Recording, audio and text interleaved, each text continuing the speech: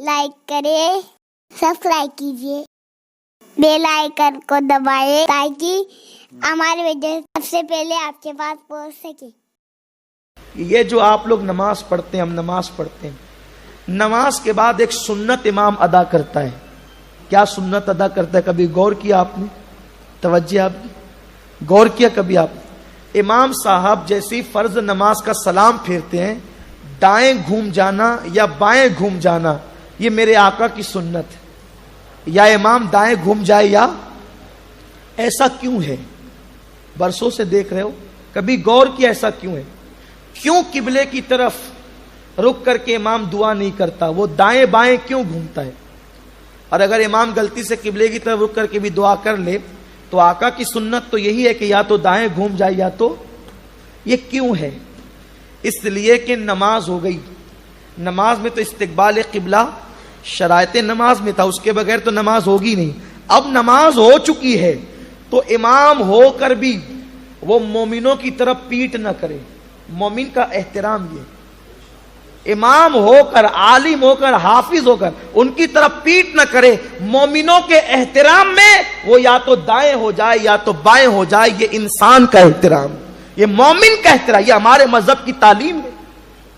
आकाए करीम सल्लल्लाहु अलैहि वसल्लम फरमाते हैं, मैं चाहता हूं कि लंबी लंबी किरतें करूं, लेकिन सिर्फ इसलिए मैं किरत छोटी कर देता हूं कि मेरे पीछे जो बूढ़े खड़े हैं मुझे उनके बुढ़ापे का ख्याल है, जो बीमार खड़े हैं उनकी बीमारी का ख्याल है, जो औरतें मेरे पीछे नमाज पढ़ रही है उन औरतों के बच्चों के रोने का मुझे ख्याल है। आप गौर करेंगे, इस्लाम की तालीम है, इन तालीमों को हमने फरामोश किया, इसलिए आज दुनिया इस्लाम कबूल करना नहीं चाह रही है। हमें देखकर लोग इस्लाम से दूर हो रहे हैं। इस हसीन तालीम को अगर हमने अपने अंदर दाखिल कर लिया होता तो शायद लोग जैसे कल तेजी के साथ इस्लाम में दाखिल हो रहे थे आज भी दाखिल हो सकते थे। वो क्या तालीम थी जिसको देखकर हिंदुस्तान के 90 लाख काफिरों ने एक गरीब नवाज के हाथ पे इस्लाम कबूल किया था। वो यही तालीमात थी, वो यही तालीमात थी। हम नमाजें मस्जिद में पढ़ते हैं, हज काबतुल्ला मिना मुजदलफा में अदा करते हैं, ना हमारी नमाज देखने काफिर आता है ना हमारा हज देखने काफिर आता है। ये सारी तालीमात है जिसको दिखाकर, जिस पर अमल करके हम लोगों को इस्लाम का शहदाई बना सकते हैं। अल्लाह ताला हमें तौफीक नसीब फरमाए और अल्लाह हमें अमल का जज्बा दे। उम्मीद करता हूं कि आज से हम सब अहद कर लेंगे कि हम कितनी भी बड़ी मुसीबत से गुजरें, कितनी भी बड़ी कुर्बानी देनी पड़े तो दे देंगे, लेकिन अपनी जिंदगी में कभी किसी मुसलमान का दिल नहीं दुखाएंगे। ये सबसे अहम आज का पैगाम है कि आज के बाद हमें किसी मुसलमान का दिल नहीं दुखाना है। ये अगर ये आपने कर लिया, और जिंदगी में सबसे बड़ी नेकी है। अल्लाह ने अपने महबूब से वादा किया है, हबीब तेरा जो उम्मती लोगों का दिल ना दुखाए बल्कि टूटे हुए दिलों को जोड़ दे, मैं उसको बगैर हिसाब व किताब जन्नत में दाखिल करूंगा। अब उसके लिए आप कुर्बानी देनी पड़ेगी।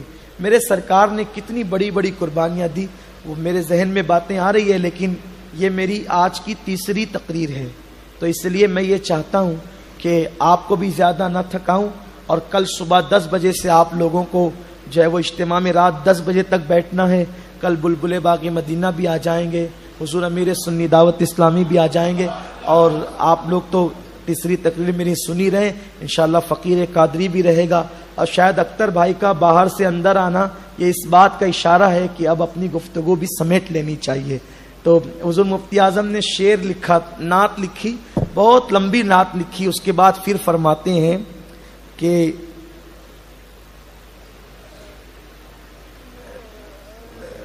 कवाफी और रदीफ अच्छे अच्छे और भी बाकी, इस तरह से उनका कोई शेर है। हाँ नहीं, हाँ कवाफी और कवाफी और मजामिन और अच्छे नहीं, वो पहला मिसरा बताएं, वो दूसरा तो मुझे याद है। कवाफी और मजामिन और भी अच्छे अच्छे हैं बाकी, मगर बस भी करो नूरी, न पढ़ना बार हो जाए।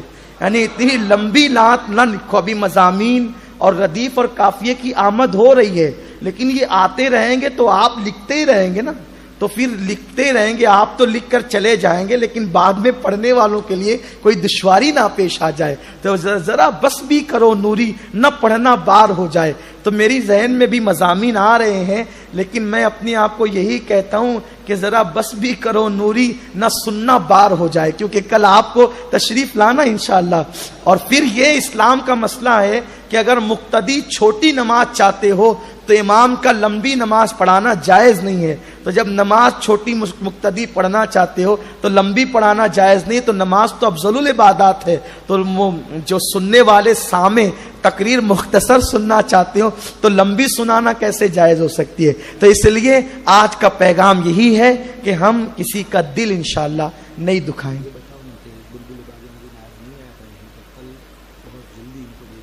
اچھا جی، یہ ہمارے قاری اختر صاحب ایک خوشخبری سنا رہے ہیں کہ، اور ویسے میں نے بتایا نا کہ کسی کا دل خوش کر دو تو ایک فرشتہ پیدا ہوتا ہے جو قیامت تک دعائے مغفرت کرے گا. تو میں نے سوچا کہ خوشخبری میں ہی سنا دوں.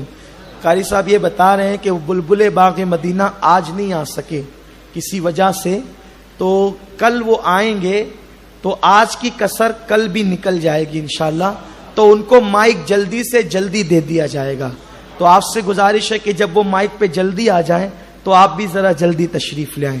اگر آپ جلدی آ جاتے ہیں اپنے وقت کی قربانی دے کر تو ہمارا بھی دل خوش ہوگا.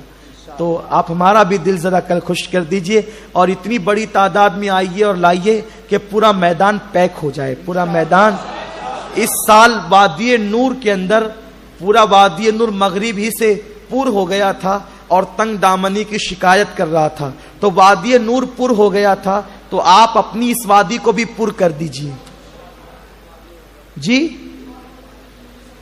سبحان اللہ. دیکھیے ہم لوگ تو اسٹیج پر تھے، عبدالرزاق بھائی ہمارے بتا رہے ہیں کہ دعا کے وقت وادی نور میں لوگ آزاد میدان کے باہر کھڑے تھے.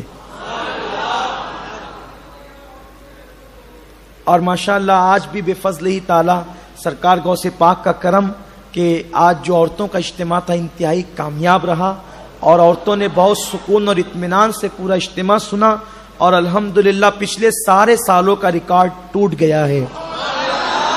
تو امید ہے کہ جب پچھلے سالوں کا ریکارڈ عورتوں نے توڑا ہے تو انشاءاللہ مرد بھی پیچھے نہیں رہیں گے، کیونکہ عورتوں کی امامت جائز نہیں ہے. آپ اگر پیچھے ہوں گے تو آپ مقتدی ہوں گے اور وہ امام ہوگی. تو اس لیے آپ سے گزارش ہے کہ آپ جو ہے مقتدی نہ بنے، آپ ان سے زیادہ آئیں تاکہ وہ ہر جگہ پیچھے رہتی ہے تو وہ بھی یہاں پیچھے ہی ہو جائیں. تو امید کرتا ہوں کہ آپ آئیں گے انشاءاللہ، اور بڑی تعداد میں ساتھیوں کو لائیں گے بھی انشاءاللہ. السلام علیکم ورحمۃ اللہ وبرکاتہ. کمنٹ شیئر ضرور کریے.